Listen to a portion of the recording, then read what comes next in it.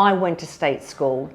I was brought up in the state school system, and I really benefited from having that work experience. And I think if every school and every parent and every employee can look at trying to facilitate that for as many pupils as possible, we'd be in a much better place. My name is Nicki Chapman, and I'm a TV presenter and radio broadcaster.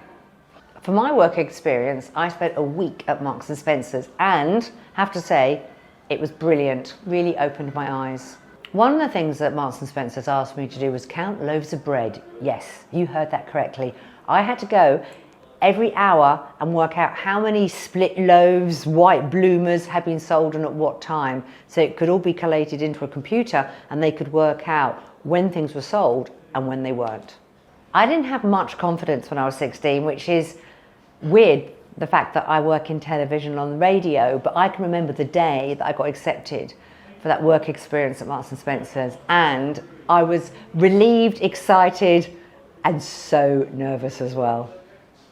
To get my work experience, I had to write literally so many letters, go knocking on doors, try and find somewhere. It was really, really difficult. In the end, luckily, my dad's company that he worked for, and he was a very small part of a massive company, they just wanted someone to do this project. But certainly with Marks and Spencer's, the first company that I went to, I just had to write and knock on doors.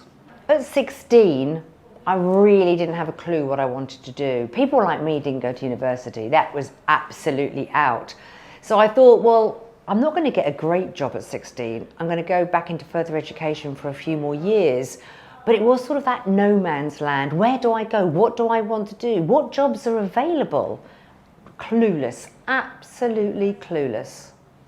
I'm really lucky, and I have a job that I adore, working in the media, but I haven't forgotten what it was like being a teenager and going into my early 20s and being really clueless as to what avenue I wanted to go down. I didn't fully appreciate what jobs were out there either, and that's an important thing, you know, broadening your horizons and looking at every opportunity.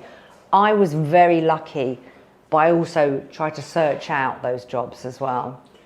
At school, they spend their whole time trying to get you to do as well as possible and get as many qualifications as you possibly can. Work experience gives you an experience for the rest of your life. For me, if I was 16 again, I would really push to get out there in the workplace and just have a taste of it, because it can ignite a passion that you didn't know existed before. So if you're lucky enough to get a placement, shall we call it, for work experience, you do get the experience, which is invaluable, but you also get that smell of money. I could earn money doing this. Without work experience, I really don't think I'd be where I am today. That's the truth. Think of your passions. Okay, if TikTok's your thing, how can you go and work for a company that perhaps produces videos on TikTok, or a filmmaker, or doing something like that? I work in radio. I work for the biggest radio station in the whole of Europe. Go knocking on their doors. Go to regional radio or perhaps hospital radio and say, can I come and do work experience for a week?